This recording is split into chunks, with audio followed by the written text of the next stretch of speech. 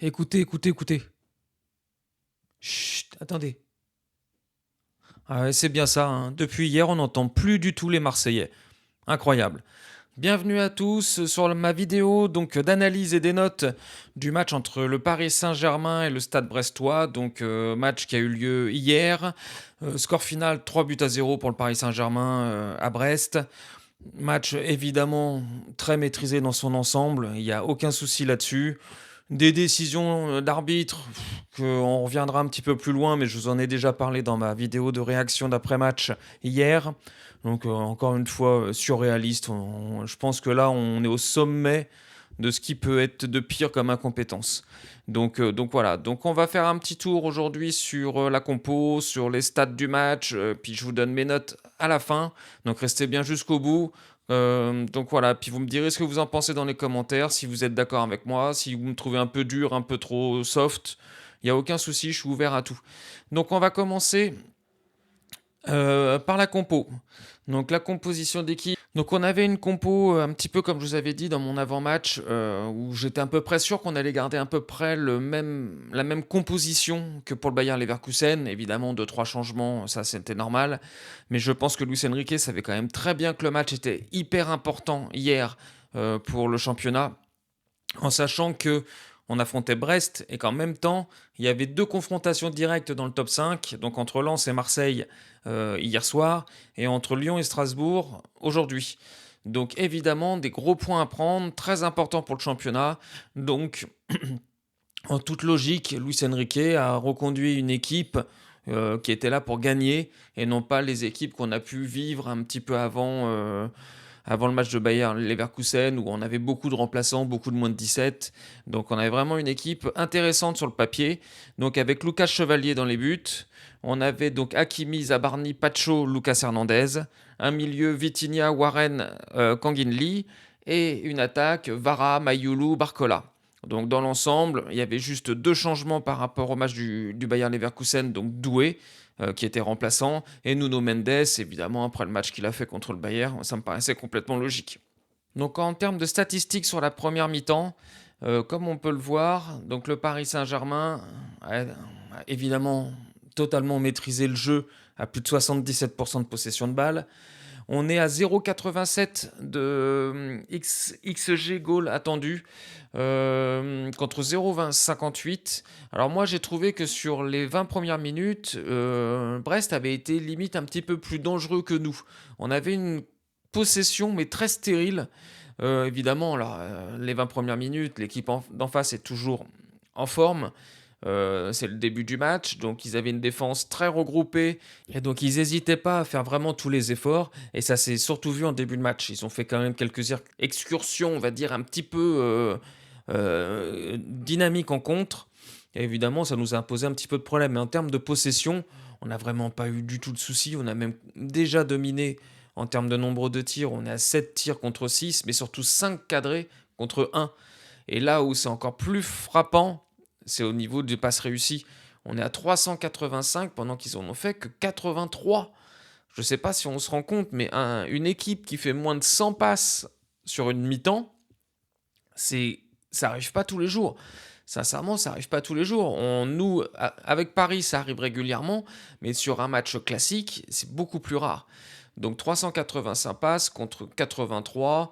Donc évidemment, les fautes, les corners, bon, tout ça après. Voilà. Donc vraiment, grosse activité. Donc évidemment, on a marqué 2 buts en première mi-temps, donc sur de superbes actions. Ça, il n'y a pas de problème.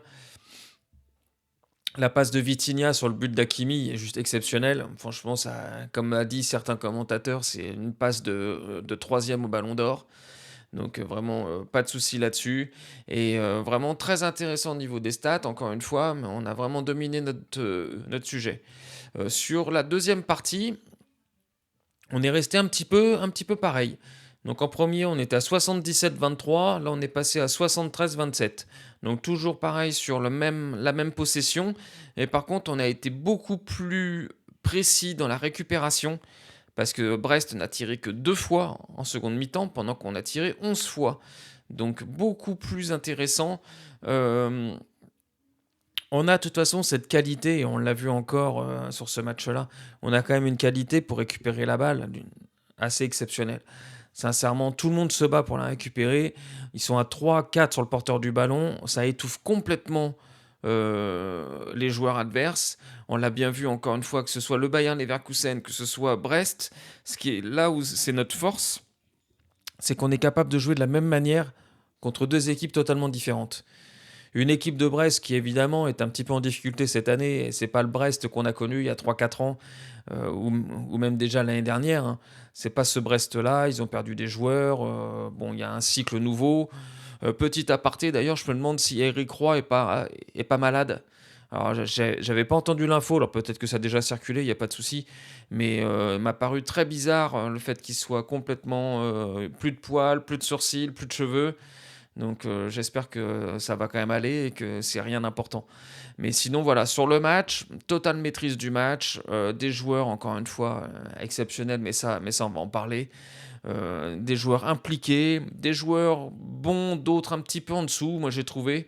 Mais ils ont fait un peu le match qu'on a l'habitude d'eux. Et ça malheureusement, ça me dérange un peu parce que je trouve que ça manque vraiment de progression. Donc c'est vraiment quelque chose qu'il va falloir. Donc voilà pour les statistiques donc, de la rencontre. Match complètement dominé. Il n'y a pas eu de souci. Alors évidemment, on peut revenir 5 minutes sur l'arbitrage. Moi, je me demande comment on peut aujourd'hui avoir un arbitrage aussi mauvais euh, en Ligue 1. Franchement, c'est quelque chose que je ne comprends pas.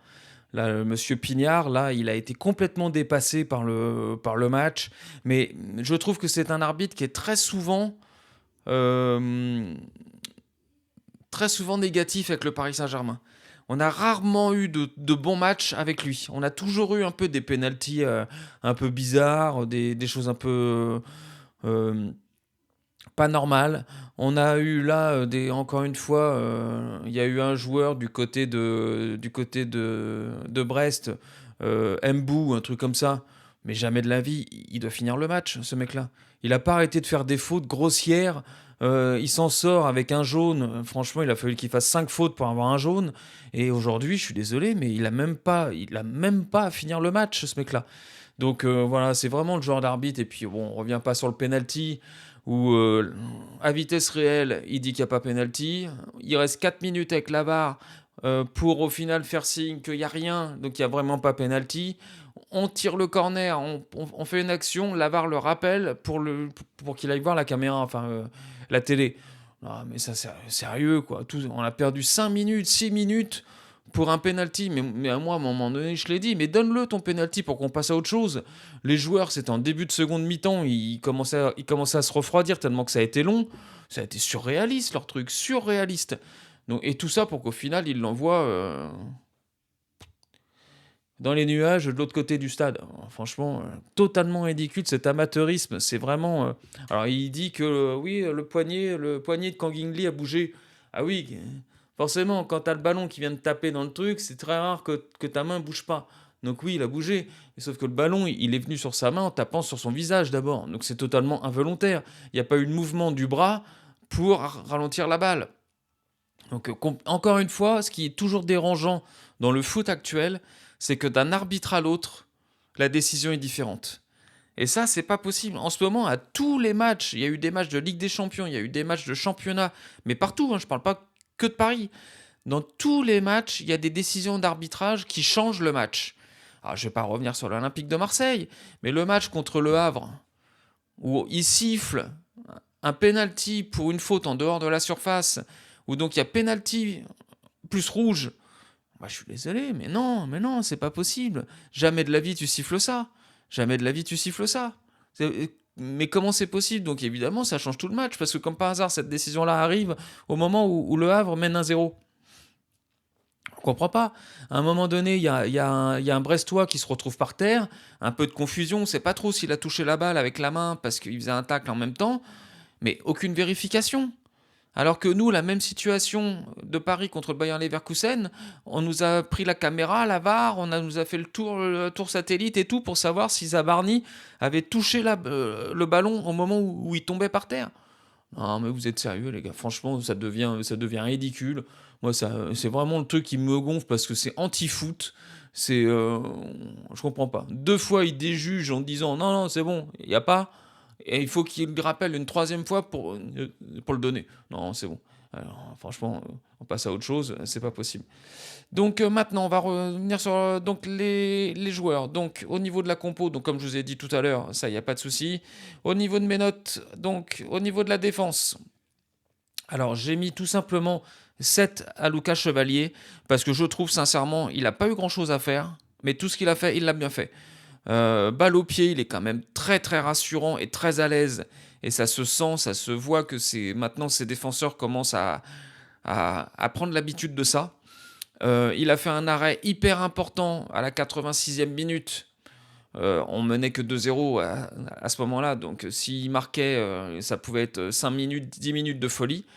Donc il a fait un arrêt très important à ce moment-là, donc il faut le souligner, parce que quand il est capable de faire des boulettes, on en parle pendant 15 jours. Quand il fait un arrêt hyper important pour justement garder le match, et ce qui nous a permis derrière de marquer le troisième et donc de finaliser les choses, moi, je trouve Lucas Chevalier très bien. J'ai vu sur son Instagram, ou je sais plus trop quoi, qu'il avait dit voilà, qu'il allait monter en puissance et qu'il allait maintenant aider sa défense, faire des choses comme ça. Et je trouve ça très bien de sa part.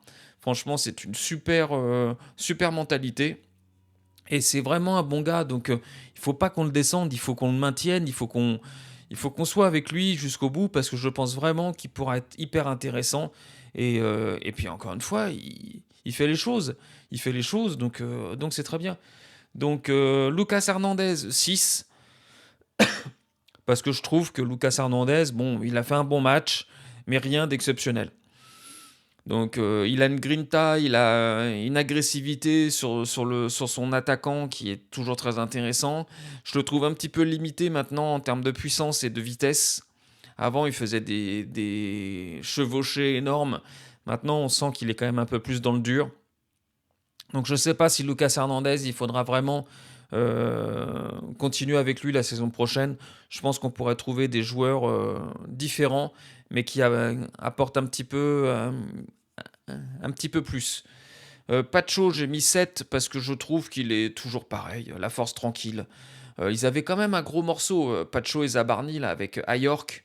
Un gros morceau à gérer. Ils s'en sont très bien tirés. Ayork n'a pas eu trop de ballons. Je sais même pas s'il a tiré une fois. Donc j'ai trouvé ça plutôt intéressant. C'est plutôt Zabarni qui s'est occupé d'Ayork d'ailleurs.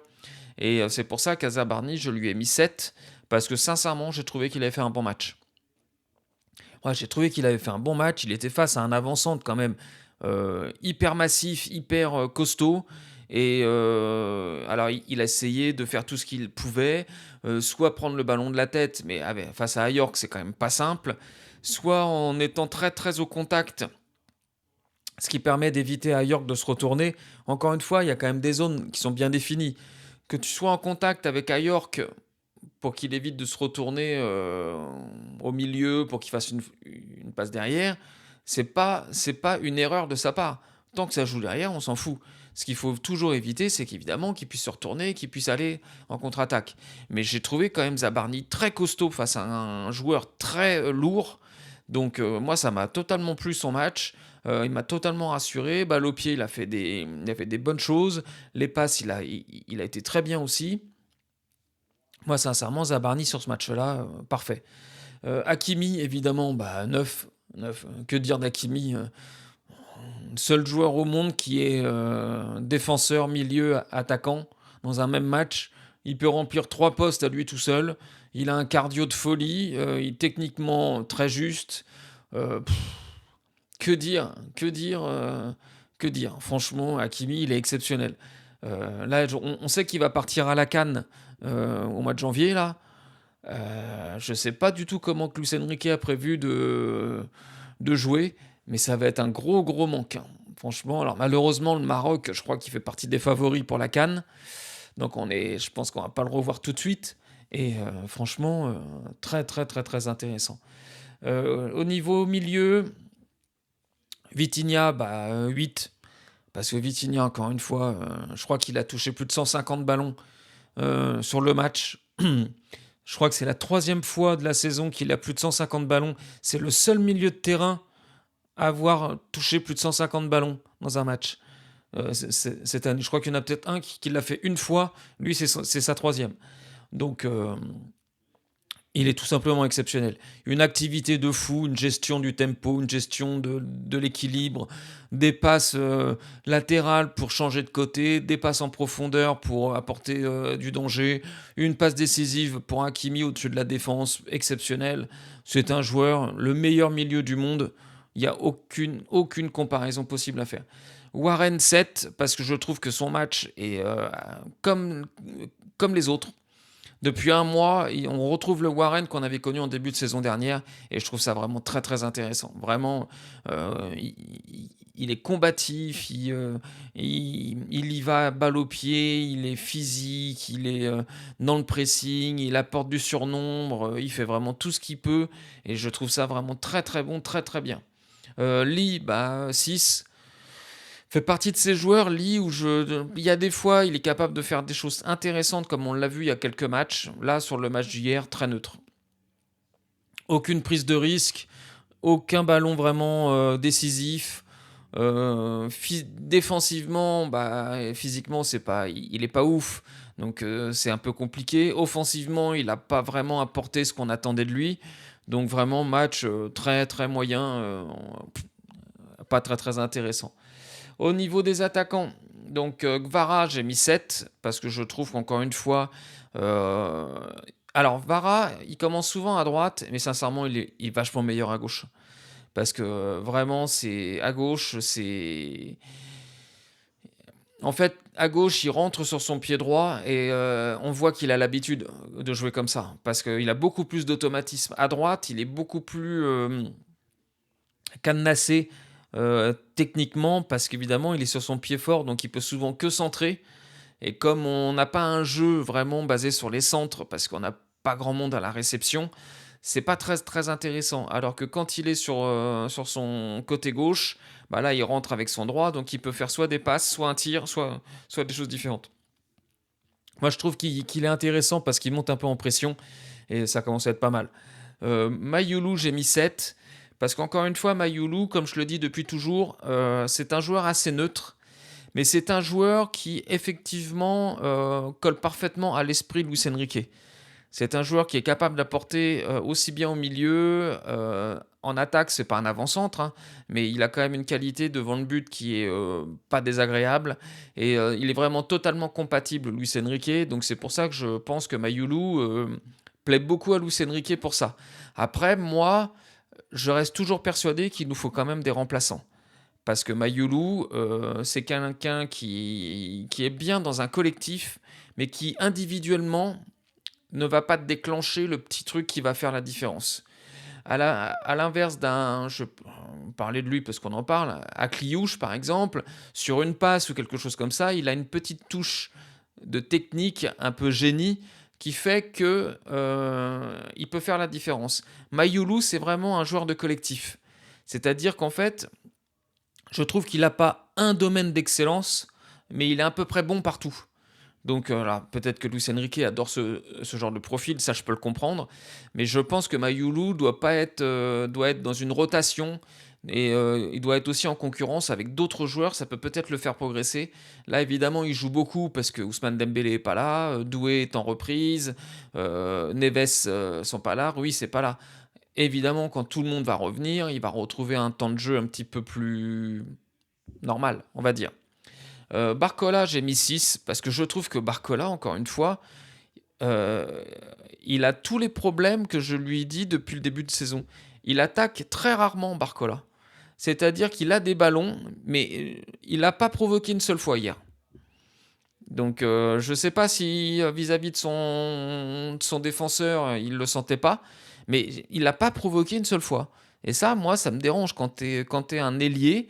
Je ne comprends pas que tu provoques pas. Moi, il y a des ailiers que j'adore, que j'ai vu jouer je ne sais pas combien de fois, mais à chaque fois qu'ils ont la balle, c'est percussion, tout de suite. Tout de suite. Barcola, il est dans la gestion avant même d'avoir commencé. C'est un petit peu chiant. Et c'est pour ça que Barcola, quand tout le monde va revenir, il va reperdre sa place. Parce que Gvara est beaucoup plus dans la percussion, à gauche, Doué sera beaucoup plus dans la percussion à droite, et Dembélé, évidemment, va reprendre son poste neuf. Donc Barcola, pour moi, Barcola, il est bon dans un certain registre, mais dans un registre comme on a eu hier, c'est pas le joueur qu'il nous faut. Il est pas bon dans les petits espaces, Barcola. Il nous faut des petits joueurs techniques. Je le dis hier dans mon avant-match du Classico. Je comprends pas, par exemple, qu'un joueur comme Rodrigo ne soit pas titulaire. Rodrigo, il serait titulaire dans tous les clubs. Rodrigo, Paris Saint-Germain, ça serait de la pure folie. Je sais plus quel journaliste avait dit ça, que si un jour Rodrigo devait partir au Paris Saint-Germain, mais on créerait une équipe ultime. Et je suis d'accord. Rodrigo, c'est un joueur très technique, super bon, qui est toujours dans la provocation et en plus hyper collectif. Moi, si on me dit demain qu'on vend Barcola et qu'on se positionne sur Rodrigo, mais je dis un grand oui, évidemment un grand oui. Donc je sais que l'idée de Paris, c'est de faire une équipe avec plus de Français. Pas de problème, je veux bien. Mais encore une fois, moi, ce qui m'intéresse, c'est la qualité de l'équipe. Aujourd'hui, on me dit Barcola ou Rodrigo, je te dis Rodrigo tous les jours. Même si Barcola a des qualités, il n'y a pas de souci. Mais non, Rodrigo tous les jours. Donc voilà. Et maintenant pour les remplaçants, pour le coach j'ai mis 8 parce que encore une fois match très bien géré, très bien compris aussi de l'importance du match. Donc parfait. Et puis Marquinhos 6 parce que bon il a fait une rentrée pour reprendre un peu de rythme. Donc rien de bien spécial. Dembélé j'ai mis 6 aussi.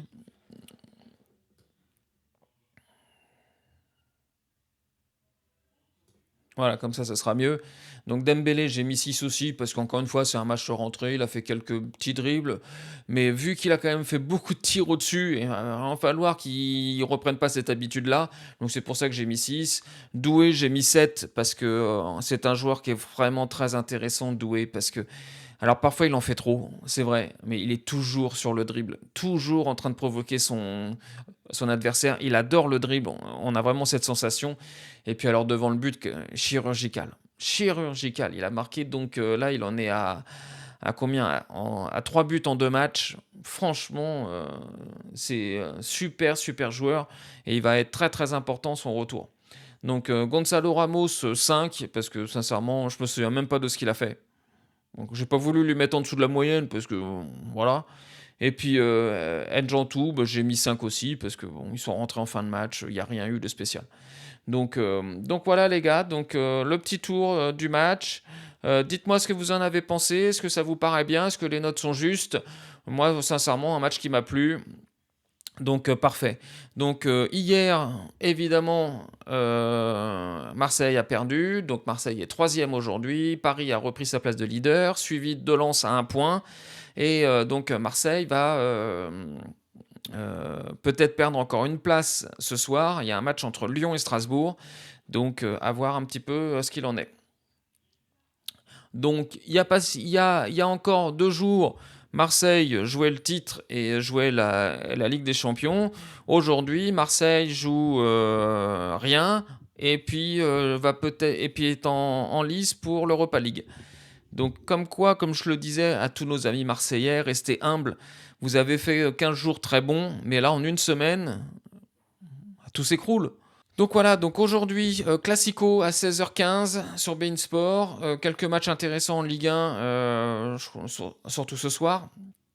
Il y a Lille aussi, très important, je crois à 15h, qui peut revenir dans le top 5, ouais, top 5 je crois. Donc à suivre. Et puis évidemment le Classico, donc on espère un bon match. Et on verra bien ce que ça donne. Bon bah écoutez, je vous laisse tous. Bon après-midi à vous. Bon match pour ceux qui vont regarder les matchs ou peut-être le Classico. Et puis on se retrouve peut-être ce soir pour faire le point sur le Classico, pour voir un petit peu ce qui a été sympa ou pas. Et voilà, on fera une petite vidéo vite fait ce soir. Donc voilà, écoutez, je vous souhaite à tous une bonne après-midi. Puis on se retrouve bientôt. Ciao, ciao.